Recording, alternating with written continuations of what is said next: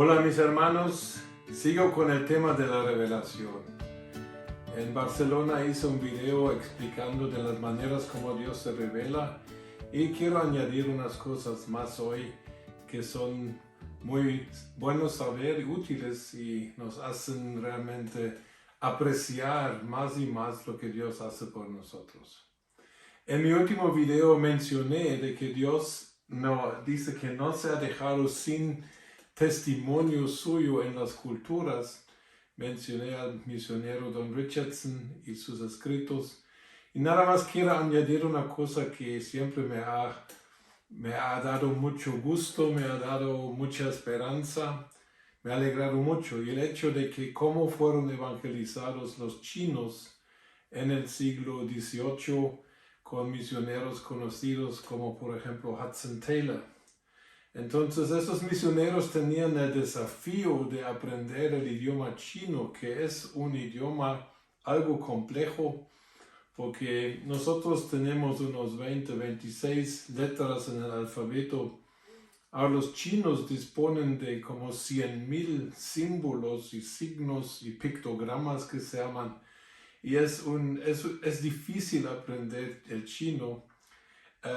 Particularmente la escritura. Pero al estudiar el idioma chino, los misioneros se dieron cuenta que Dios se dejó manifestado dentro del idioma chino y que dentro del mismo idioma de los chinos, Dios predica mensajes directamente de la Biblia, como la creación, la caída en pecado, la tentación del diablo y diferentes cosas. Y hay un librito que yo sé en alemán sobre los signos chinos, que realmente lo interesante es que los signos, los pictogramas chinos, son 900 años más antiguos que, por ejemplo, la Biblia. Sabemos que libros como Génesis fueron escritos en más o menos 1600 antes de Cristo, pero estos signos, estos pictogramas chinos, tienen una fecha de 2500 antes de Cristo. O sea que en el idioma chino ya había mensajes que más tarde se escribieron en la Biblia 900 años antes de que se escribiera la Biblia como hoy la conocemos. Y nada más quiero, porque me gusta el tema bastante, quiero mencionar una palabra en chino que es sumamente interesante. Y eso es la palabra justicia. La palabra justicia en chino son dos signos y el primero, esta parte de arriba, significa oveja o cordero y esta parte de abajo significa yo o nosotros. Entonces, en el mismo idioma chino, tenemos en una de sus palabras, que es la palabra justicia, quiere decir que justo es aquel que esté debajo de la oveja, o sea, el cordero. Y esto es el núcleo del Evangelio, porque la Biblia enseña, nosotros solamente podemos llegar a ser justos si creemos en el sacrificio del Cordero de Dios, y si nosotros nos ponemos debajo de este camino de salvación en Cristo, nosotros delante de Dios somos considerados justos. Una maravilla realmente cómo Dios se ha dejado con testimonios en la cultura. Entonces hoy quiero mencionar por lo menos dos cosas más por las cuales Dios se ha manifestado a este mundo. No en el sentido universal. Universal quiere decir que Dios se ha manifestado a cada persona individual en toda la historia, en todo el planeta. De estas revelaciones universales de Dios solo hay dos. Es la creación, como mencionamos, y la conciencia. Un testimonio de afuera del hombre, un testimonio adentro del hombre, que le puede señalar hacia la existencia de un Dios. Ahora hablamos de la cultura, que ya se difiere de cultura en cultura. Dios se manifestó a los chinos por medio, por ejemplo, de su idioma, la escritura de su idioma. Dios se reveló a los sabios en Nueva Guinea por ritos de su cultura. Pero hay dos maneras más como Dios realmente se quiere revelar a todos los hombres, pero eso no son universales porque esta información no la tiene todo ser humano.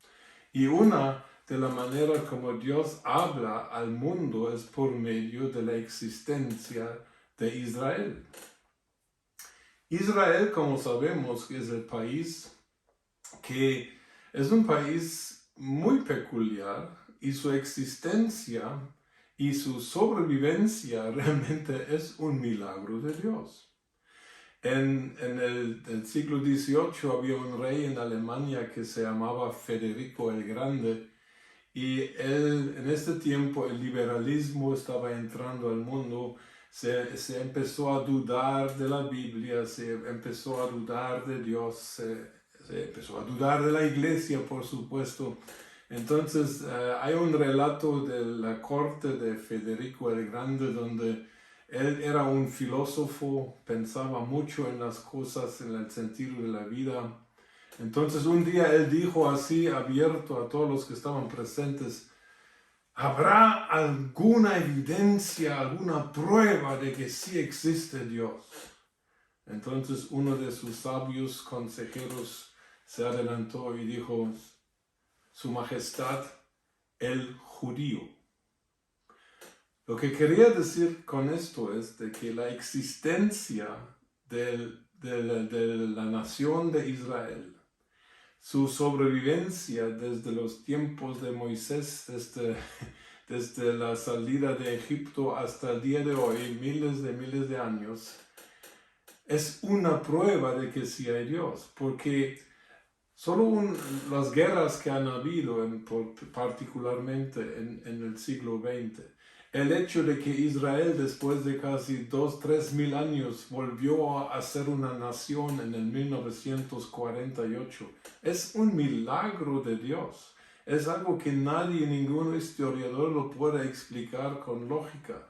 El hecho de que Israel, después de formarse como nación, después de como 2.000 años después de la diáspora mundial, Israel es este país chiquito. Los judíos, los israelitas que hoy existen, solamente forman el 0.2% de la población mundial. Es un país muy pequeño, con una población muy pequeña en comparación al mundo entero de 8.000 millones de habitantes ahora.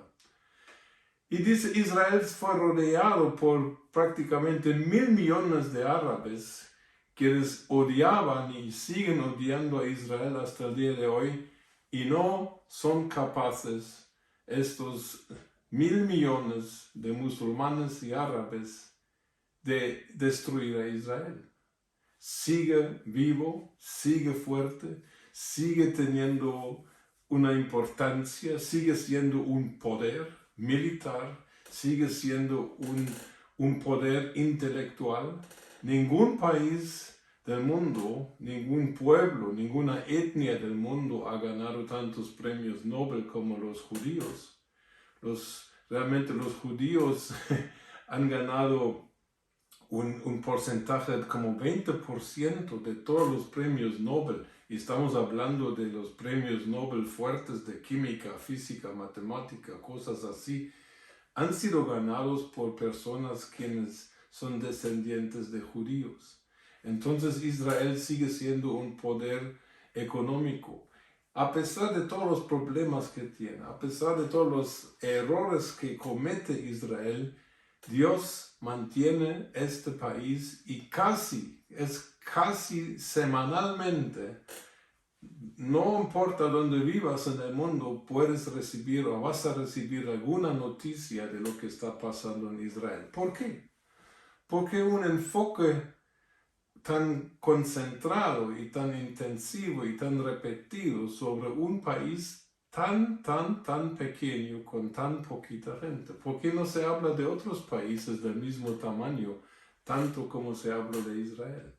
Es porque Dios quiere señalar al mundo: hay un pueblo que lleva mi nombre en su nombre, Israel, Él es Dios.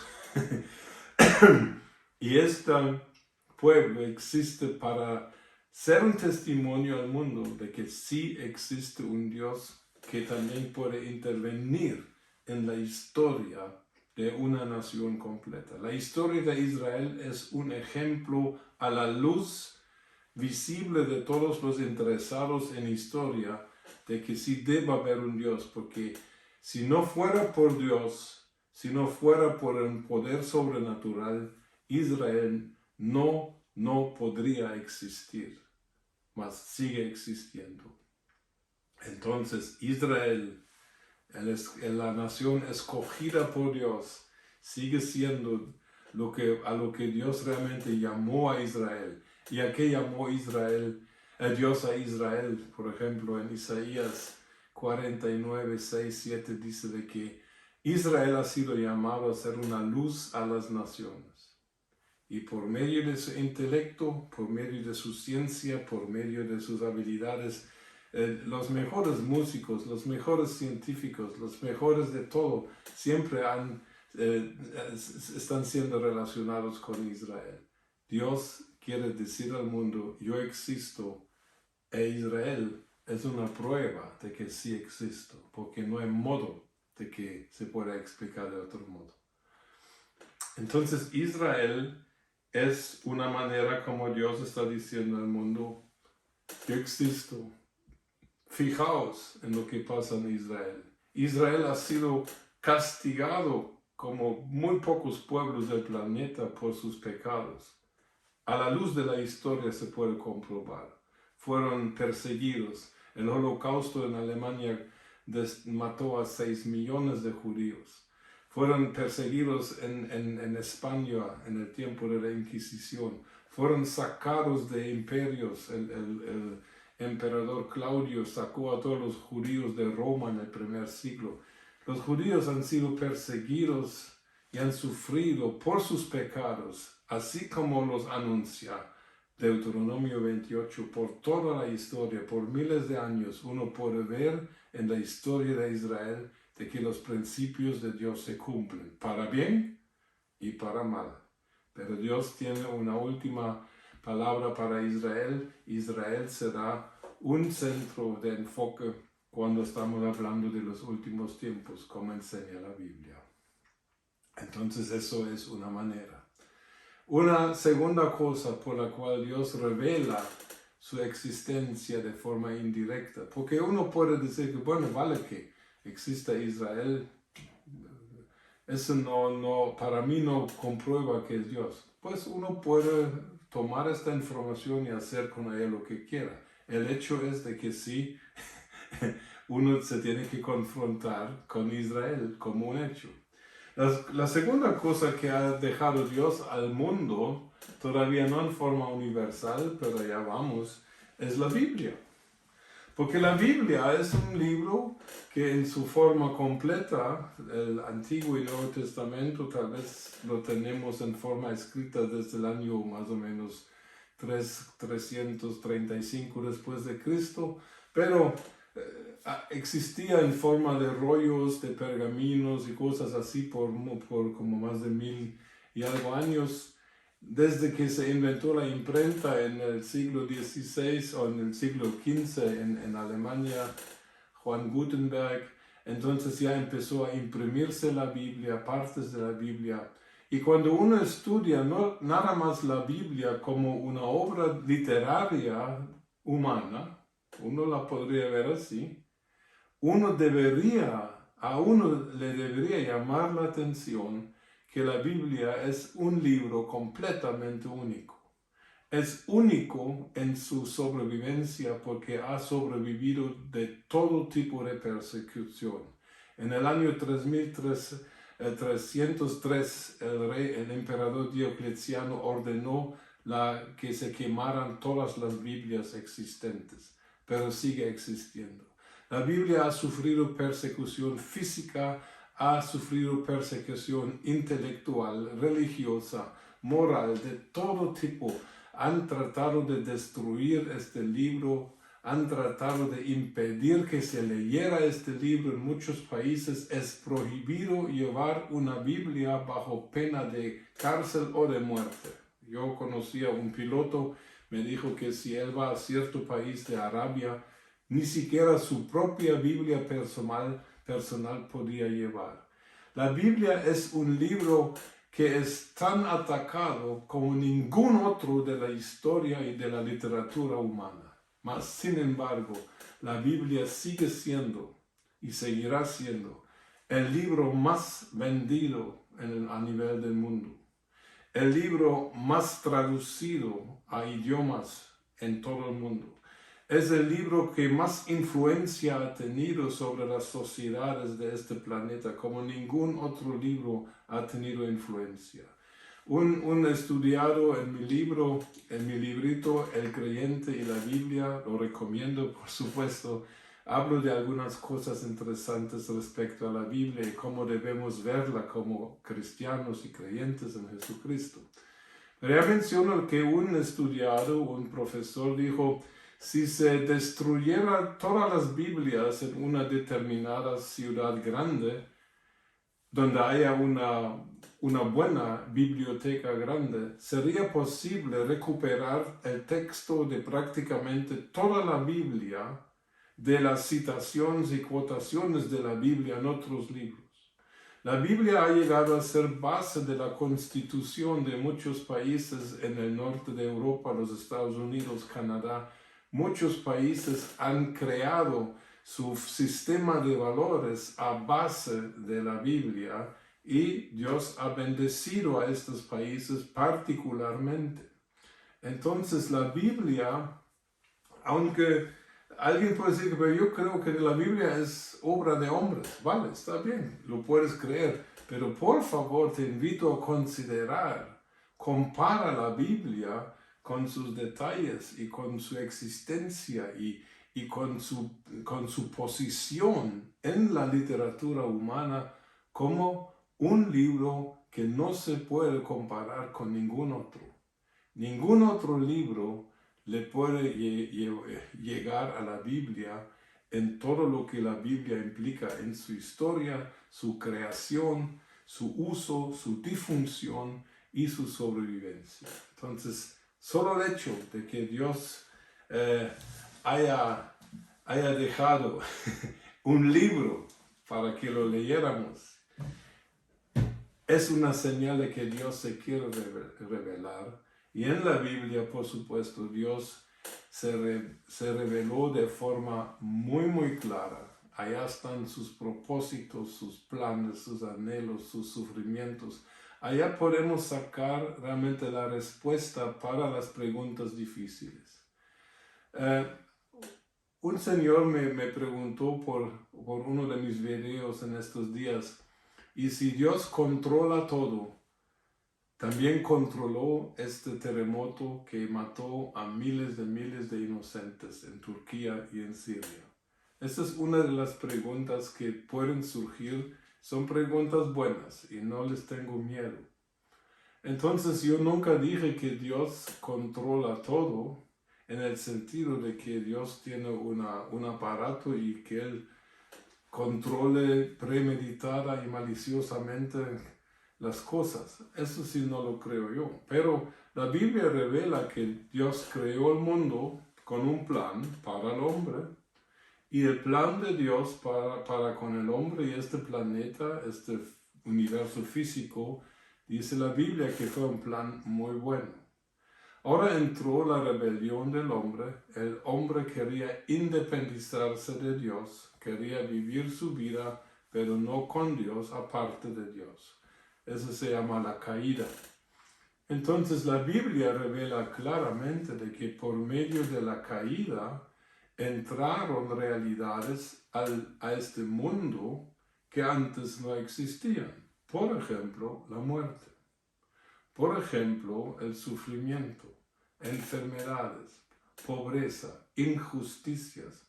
Pero el origen de todo lo malo que existe no viene de Dios, sino viene del ser humano, quien de parte de Dios recibió libre albedrío para decidir ser un colaborador con Dios y sus propósitos buenos. Pero el hombre decidió mejor querer vivir sin Dios y rebelarse en contra de los principios y los valores de Dios.